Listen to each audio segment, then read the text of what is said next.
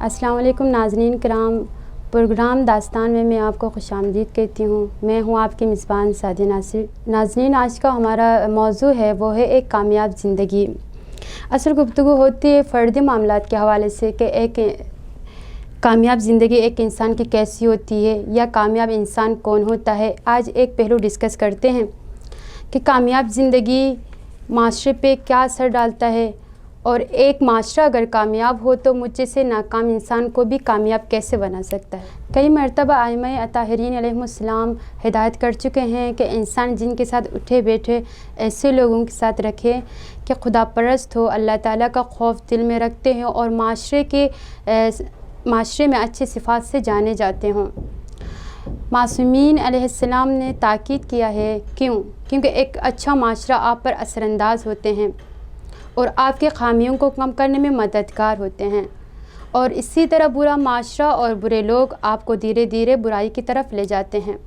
آپ نے ایسے کیسز اپنے اطراف میں دیکھے ہوں گے کہ فلاں بہت اچھا تھا، مومن تھا، برائی کی طرف جو ہے نا برائی میں پڑ گیا ہے، پتہ نہیں کس کی نظر لگی، حالانکہ اسے کسی کی نظر نہیں لگی، وہ معاشرے کے غلط ہاتھوں میں لگنے کی وجہ سے، وہ معاشرے کے غلط جز بننے کی وجہ سے آج وہ اس مقام پہ جو ہے نا پہنچا ہے۔ بات چیت کریں گے فردی کامیاب کے معاشرے پر کیا اثر ہوتا ہے اور ایک کامیاب معاشرہ کامیابی کو کیسے وجود میں لاتا ہے۔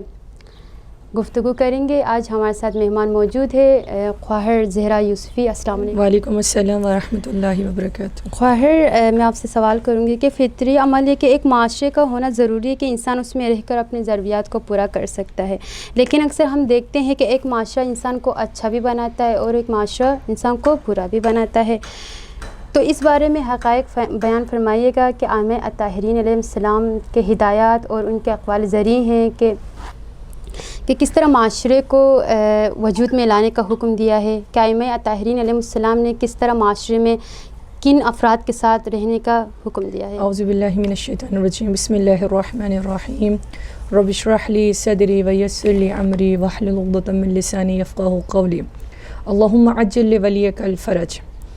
جی خواہر، آپ نے بہت بہترین سوال کیا، اور آج کے جو مناسبت سے، یا میں یہ کہوں کہ آج کے جو دور کے حساب سے آپ نے بہت بہترین سوال کیا۔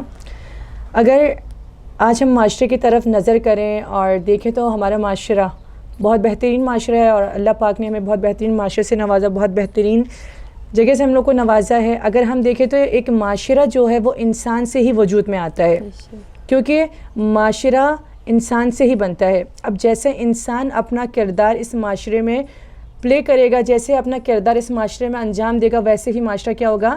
تعمیر ہوتا چلا جائے گا۔ اگر میں آپ کے زیر سماعت قرآن مجید نے پروردگار عالم معاشرے کے 3 طبقات کو بیان کرے، 3 اقسام بیان کر رہے ہیں۔ سب سے پہلا معاشرہ زندہ معاشرہ، اور دوسرا معاشرہ یعنی مردہ معاشرہ، اور تیسرا معاشرہ ایسا ہے کہ جو قابل ذکر ہی نہیں ہے۔ اس سے پہلے میں معاشرے کے بارے میں ذکر کروں تو یہ سب سے جو اہم بات ہے، سب سے جو ضروری بات وہ یہ ہے کہ ہمارے معاشرے میں ایسے بہت سے لوگ موجود ہیں جو فردی زندگی کو زیادہ اہمیت دیتے ہیں۔ وہ کہتے ہیں کہ اگر میں کامیاب ہونا چاہوں تو میں اکیلے کامیاب ہو جاؤں، مجھے معاشرے سے کوئی دروکار نہیں ہے، مجھے معاشرے سے کوئی لینا دینا نہیں ہے۔ یہ ایسے لوگ ہیں جو یہ سوچتے ہیں کہ ہم فردی رہنا وہ لوگ پسند کرتے ہیں، لیکن اللہ پاک نے منع کیا ہے، کیونکہ انسان کبھی بھی تنہا رہ نہیں سکتا ہے، انسان ہمیشہ دوسرے انسان کا محتاج ہے، کیونکہ انسان تنہائی میں زیادہ دیر تک رہ نہیں سکتا ہے۔ تو ایک بہترین معاشرے کو تشکیل دینے کے لیے لوگوں کی بہت زیادہ ضرورت ہوتی ہے۔ تو معاشرہ ہم خود ہی تعمیر کرتے ہیں۔ اب میرا کردار جیسے ہوگا ویسے ہی معاشرہ تعمیر ہو جائے گا۔ اگر میں قرآن کے زیر سائے آپ کو بیان کروں، قرآن نے کہا ہے زندہ معاشرہ۔ اب یہاں پہ زندہ معاشرے سے کیا مراد ہوگی؟ زندہ معاشرہ وہ معاشرہ ہے کہ جہاں پر اگر کوئی اچھائی کی جا رہی ہے تو اس کو سرایا جائے، اور جہاں پر برائی کی جا رہی ہے اس کے خلاف آواز کو بلند کیا جائے، اس کو کہتے ہیں ایک زندہ معاشرہ۔ یعنی وہ معاشرہ ہے کہ جہاں پر اچھائی پر اپنی آواز کو بلند کیا جاتا ہے، یعنی ہر بندے کی حوصلہ افزائی کی جاتی ہے اور ہر بندے کو اس کے حقوق سے نوازا جاتا ہے۔ یہ ایک مثال ہے زندہ معاشرے کی۔ جو زندہ معاشرہ اگر ہمیں دیکھنا ہے تو وہ معاشرہ ہمیں ملے گا نبی پاک صلی اللہ علیہ وسلم کے زمانے میں، یعنی اس زمانے میں نہ عرب کو عجم میں فوقیت تھی نہ عجم کو عرب میں فوقیت تھی، کسی پر کوئی فوقیت حاصل نہیں تھی، سب برابر تھے۔ اگر مقام و مرتبہ اگر دیکھا جائے تو جو تقوی اور پرہیزگاری پر حاصل تھا، اگر فوقیت حاصل کی جاتی تھی، اگر معاشرے میں کسی کو فوقیت دی جاتی تھی تو اس کے تقوی اور پرہیزگاری کو دیکھ کر اس کو ایک بہترین مقام دیا جاتا تھا۔ اور دوسرا جو معاشرہ پروردگار عالم نے قرآن میں ذکر کیا، یعنی مردہ معاشرہ، مردہ معاشرہ کہ جہاں پر آپ دیکھ رہے ہیں کہ کوئی گناہ کر رہا ہے لیکن آپ نے وہاں پر خاموشی اختیار کر لی ہے، آپ دیکھ رہے ہیں کہ آپ کے سامنے گناہ ہو رہا ہے لیکن آپ نظر انداز کر کے چلے جا رہے ہیں کہ مجھے اس سے کیا لینا دینا، مجھے اس سے کیا۔ یہ ہم اپنی اگر ہم لائف میں دیکھیں، اپنی زندگی میں دیکھیں تو ہماری زندگی پریکٹیکل لائف میں اگر ہم دیکھیں تو ہم یہ چیزیں بہت بآسانی سے دیکھ کر نظر انداز کر کے چلے جاتے ہیں۔ اگر ہم دیکھیں نہج البلاغہ میں مولا علی فرماتے ہیں کہ اگر تمہارے سامنے کوئی گناہ ہو رہا ہے اور تم وہاں دیکھ رہے ہو گناہ ہو رہا ہے، تم خاموشی اختیار کر کے وہاں سے چلے جا رہے ہو تو تم اس گناہ میں کیا ہو گئے؟ دونوں شریک ہو گئے، وہ گناہ کرنے والا بھی شریک ہے اور تم خاموشی اختیار کرنے والے بھی شریک ہیں۔